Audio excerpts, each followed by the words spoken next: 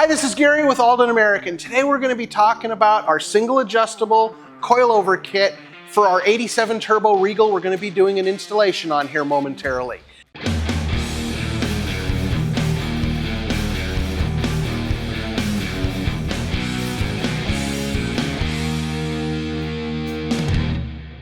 We've been working a lot with our G-Bodies lately. We have multiple options available now. We have single adjustable, double adjustable.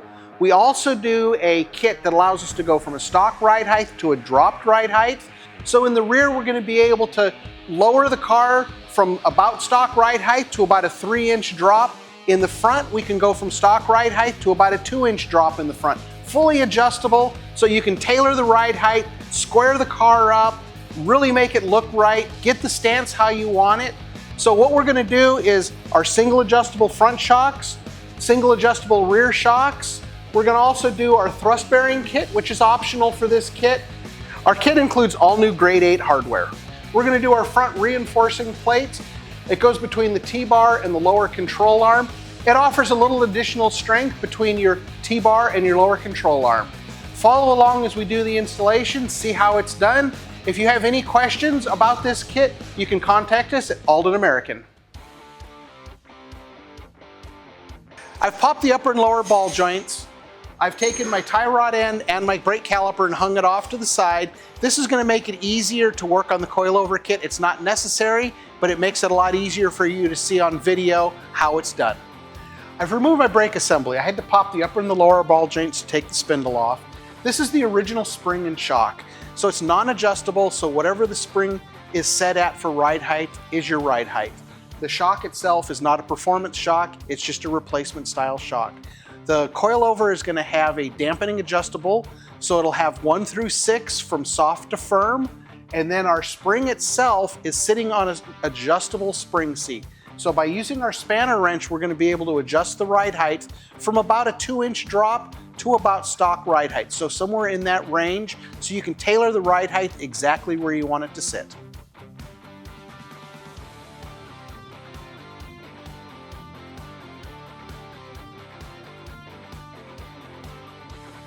We're going to remove the J-nuts. So the J-nuts hold the lower shocks in place. So the next thing we're going to do is we're going to drill the holes out. We use 3/8 hardware for our lowers, and a lot of times this hole needs to be opened up just a little teeny bit.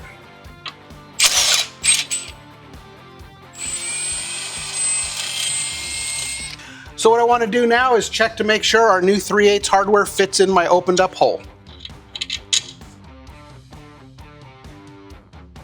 Okay, so now I'm going to take my thrust bearing. So this is an optional part that comes with this kit.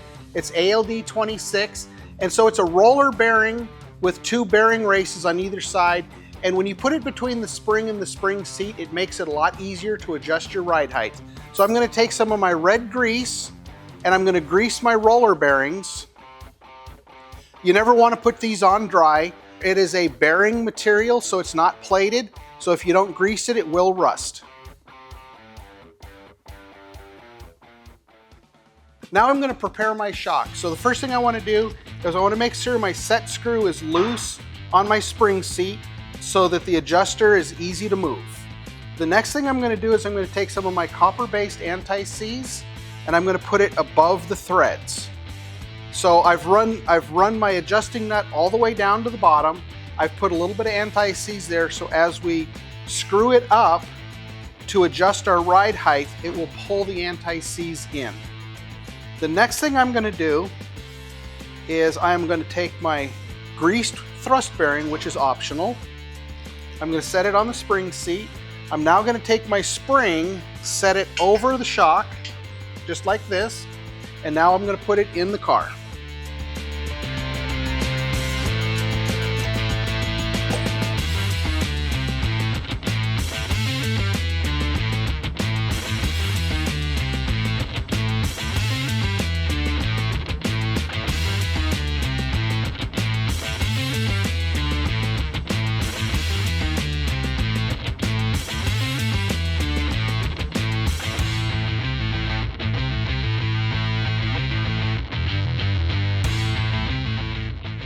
I'm now going to install our lower reinforcing plate. This is the ALD 39. It is optional on this kit. I like to use them because it puts a larger area to support the T-bars to the lower control arm. So what I've done is I've taken my bolts, I've put it so that the bolts are down, put my reinforcing plate on.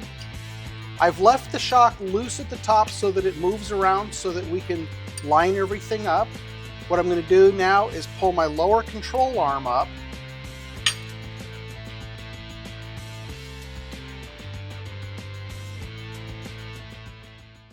With our spindle and brake assembly removed, it's going to be a lot easier to show you how to adjust your shock and spring for the first time.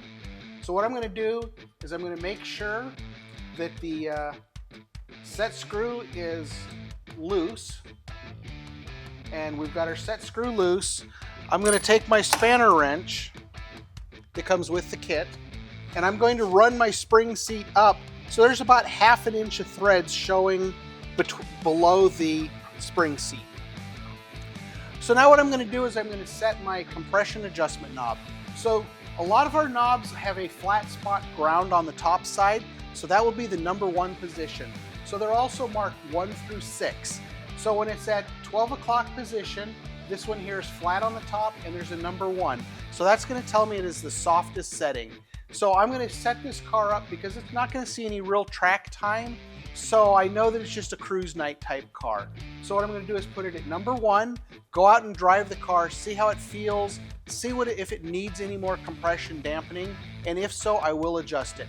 I like to start at the number 1 position and work my way up if I need additional compression dampening.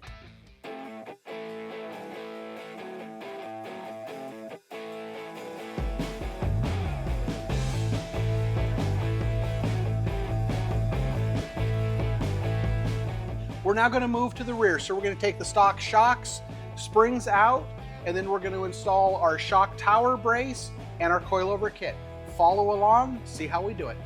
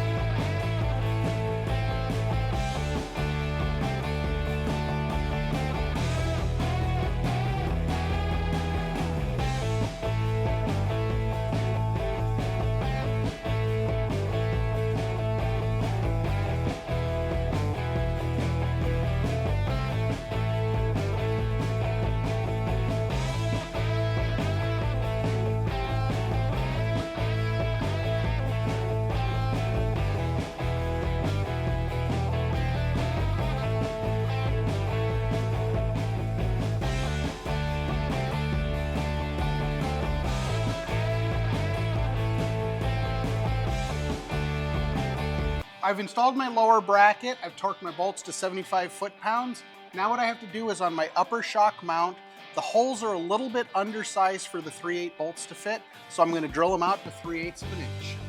I'm now going to install our upper shock brace. So this brace goes between the right and the left upper shock mounts, uses the shock mount bolts, and so what it does is it adds an additional cross member to the back of the car, makes it a little bit stronger, reinforces the frame for the heavier cornering loads you're going to get with big sticky tires. It'll come up and it'll sit just like that.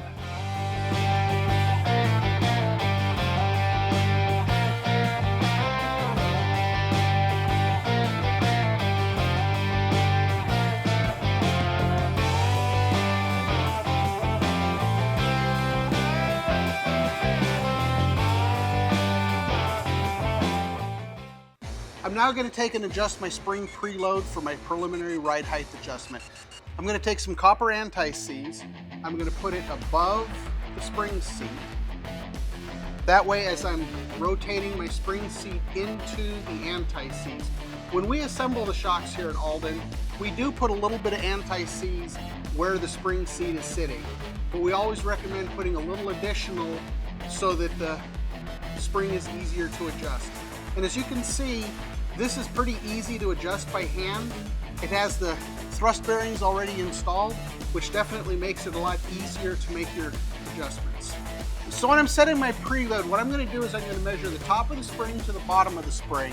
This is a 12-inch spring, so when I take my tape measure, currently it's at 11¼ inches, so that tells me it's 3/4 of an inch of preload.